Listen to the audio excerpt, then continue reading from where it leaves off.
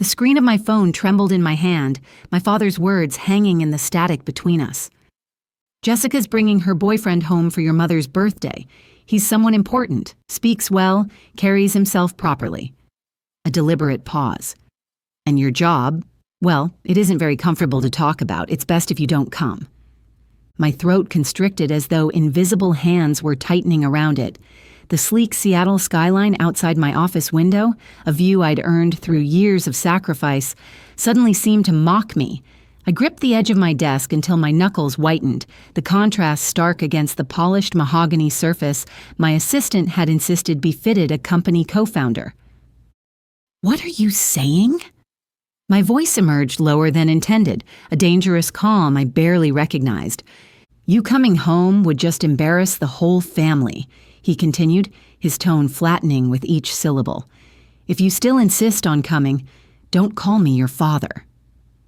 The call disconnected with a soft click that somehow echoed louder than any slam could have. In that moment, the transaction notification from my banking app flashed across my screen. The automatic monthly payment of $397.68 for my parents' utilities had just processed. Transfer complete. Just like the previous 23 months.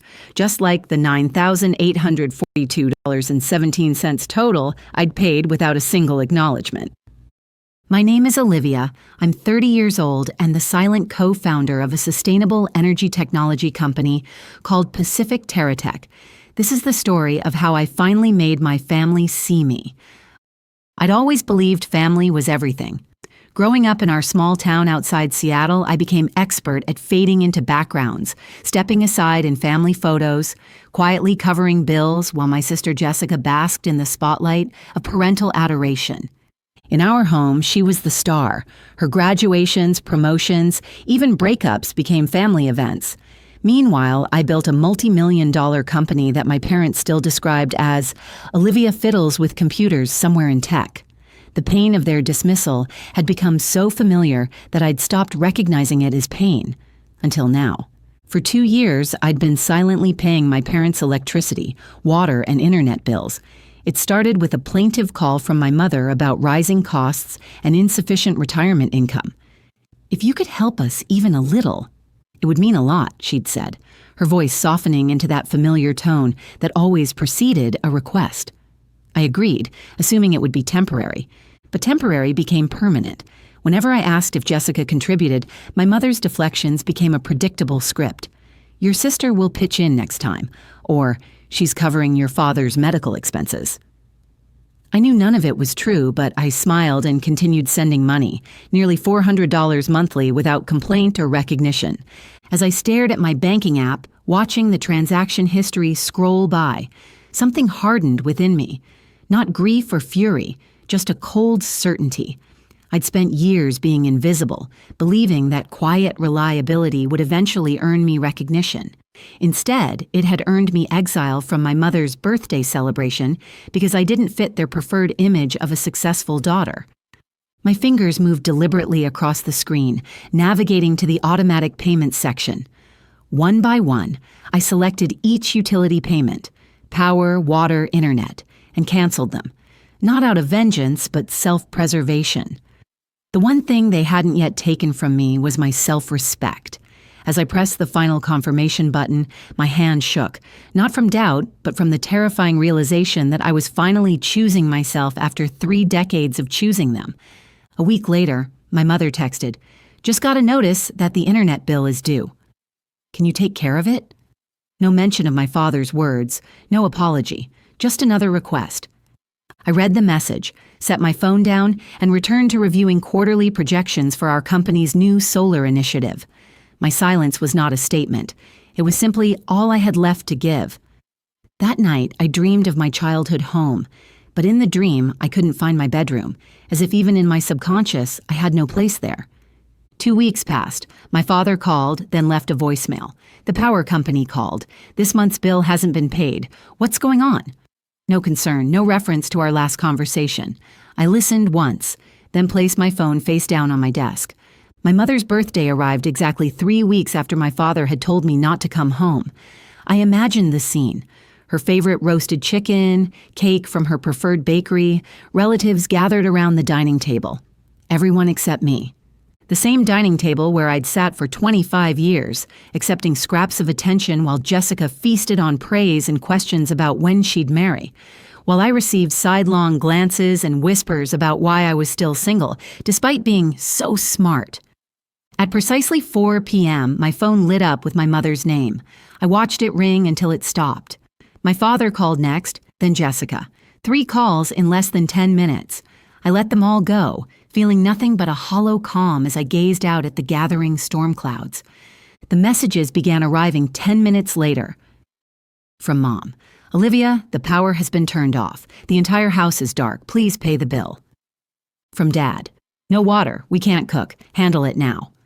From Jessica. Internet's down. Guests are arriving. Please fix this urgently. I glanced at the clock. 5:12 p.m., exactly 3 weeks since I'd canceled the automatic payments, 3 weeks since my father had told me not to call him Dad anymore. And now, in the middle of the celebration I'd been deemed too embarrassing to attend, everything was shutting down. Power, water, internet, each vanishing precisely when needed most. I didn't respond. There was nothing to explain. I simply sat, rotating my coffee cup between my palms, watching raindrops trace jagged paths down my window. In that moment, I realized they weren't calling because they missed me. They were calling because there was no one left to shoulder their weight. By 6 p.m., my phone buzzed incessantly with messages from extended family members. You embarrassed your mother in front of everyone. Your sister was right. People like you shouldn't show up on a happy day. I read each one without responding, not because silence meant agreement, but because I'd grown tired of explaining myself to people who always chose the louder voice over the quieter truth. The screen lit up again. Aunt Lauren, the only relative who still took time to look me in the eyes when it mattered. She was calling through an ancient video app that only she and I still used. I answered on the second ring. Her face appeared, partially obscured by the warm, yellow kitchen light behind her. A kitchen I knew intimately. Every cracked tile, every squeaky cabinet door. But tonight it looked different, filled with uncomfortable laughter and strained conversation. You're not going to pay for it, Olivia. Her tone was gentle, probing rather than accusing. I met her eyes through the screen. You know, Auntie, it was Dad who told me not to come. He said if I insisted on showing up, I shouldn't call him my father anymore. She fell silent. Behind her, the room erupted into chaos. My mother's voice cut through. Tell her I'm ashamed of her. On this day of all days, how could she do this? My father, sharp and impatient. It's not that serious. It's just paying a few bills. What kind of daughter gets petty over money? An uncle. Poor Jessica having to deal with a sister like that. Footsteps approached. Jessica appeared behind Aunt Lauren, arms folded across her chest, lips twisted in annoyance. She even picked up the call? Mom's been crying all day. Does she even care? Seriously, no shame at all. I remained silent, watching this performance unfold like a play I'd seen too many times. I was about to end the call when another face appeared at the edge of the screen. A young man with perfectly combed hair and a dark suit. He glanced at me, then did a double take, his expression shifting from confusion to recognition. Hey, boss, he said, his voice cracking slightly as if uncertain whether those words belonged in this context. I froze, instinctively gripping my phone tighter. I hadn't expected this collision of worlds, not on the night I'd been deemed too shameful to attend a family gathering. I studied him for a moment before everything clicked. Of course, he was Hudson Kane, one of the new senior engineers from our southern branch who'd transferred to Seattle headquarters just 3 months ago. We'd exchanged emails about the renewable battery project. He'd sent me detailed reports, but I had no idea he was Jessica's boyfriend, the one everyone was trying to impress. The room behind Aunt Lauren went silent. I watched her glance over her shoulder as whispers began to ripple through the kitchen. Wait, what did he just call Olivia? Boss? Does that mean Olivia is Jessica's boyfriend's boss? The murmurs grew louder, overlapping in confusion. I remained still, neither confirming nor denying, simply waiting for the moment to play out. The young man straightened his posture, looked past the camera to the others in the room, and spoke clearly. In case you didn't know, I work at Pacific TerraTech. Ms. Olivia is one of the company's co-founders." His statement cut through the clatter of dishes and whispers, plunging the room into stunned silence. I pressed my lips together, offering a slight nod of confirmation. He returned his gaze to the screen, eyes wide with apprehension. "Hope your big introduction goes perfectly," I said evenly, then ended the call. That night, I slept soundly for the first time in years, not from satisfaction, but because the weight of invisibility had finally lifted. They had seen me, not as they wanted me to be, but as I actually was. When I closed my eyes, I could still see their faces, the exact moment when their carefully constructed narrative about who I was collapsed completely.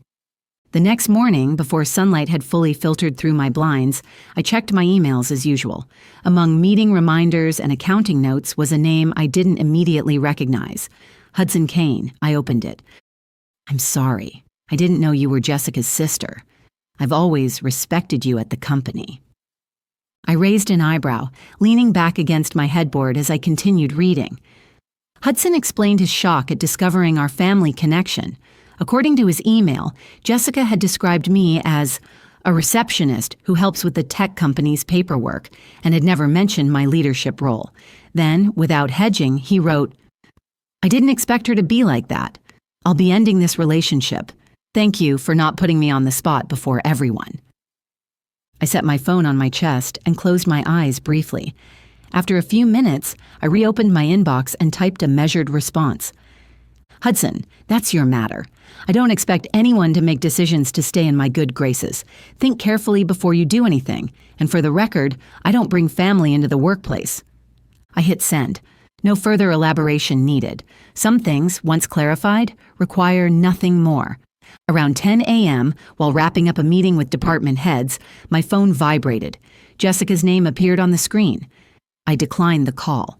Not out of anger, but because I'd had enough of apologies that only materialized after everything had fallen apart.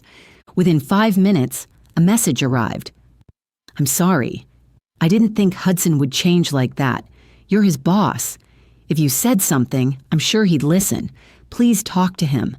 Ask him to come back to me." I walked to the hallway window, gazing out at the Seattle skyline as I composed my response. Hudson didn't leave because I told him to. He left because of how you live, how you treat people, how you look down on what you don't understand, and how you always assume that with a soft enough voice, you can steer anyone. After sending it, I returned to my desk, but barely a minute later, another message appeared. "I know I messed up. This time I mean it. I'll change. Please believe me. Just this once." I read it, felt nothing stir within me, and gently deleted the message. Not because I didn't care, but because I finally understood. Sometimes the distance between two people isn't in the apology. It's in when the apology arrives. 2 weeks later, I heard through company channels that Hudson had requested a transfer back to our southern branch. I approved it immediately, no questions asked. A week later, I returned home from work to find my parents standing on my porch, each holding a small suitcase, their faces drawn with exhaustion from the journey. I didn't ask why they'd come. It wasn't a casual visit. I simply opened the door and invited them inside, not wanting to have the inevitable conversation where neighbors might overhear. We sat in my living room, steam still rising from the tea I'd prepared. My father spoke first, apologizing in a quieter tone than usual. My mother added that perhaps they'd gone too far, that things should never have reached this point. I remained silent, listening to determine whether this apology marked an ending or a beginning. As I'd expected, my father's tone gradually shifted. "We're family, Olivia, and family helps each other. We raised you, sent you to school. Everything you have now, a part of it comes from us, right?" I looked at him, my expression neutral but my posture straightening almost imperceptibly. Then my mother spoke, her voice gentle as though suggesting something entirely reasonable. "If you could maybe send us about $2,000 a month, just a little support. It's not much for someone like you." I studied the two people sitting in my living room, the same people who had excluded me from a family gathering because they thought I was an embarrassment. Now they sat in my house, placing a monetary value on their apology. $2,000 monthly because I was their daughter. Apparently, one of Jessica's friends had mentioned reading about Pacific TerraTech's latest funding round in a tech magazine, $47 million in venture capital, and suddenly I was worth reconciling with. A soft, involuntary laugh escaped me, not loud or mocking, but the kind that emerges when someone tells a story that defies logic. My parents watched me expectantly, as though waiting for me to nod in agreement, but I wasn't angry. I'd traveled too far for that.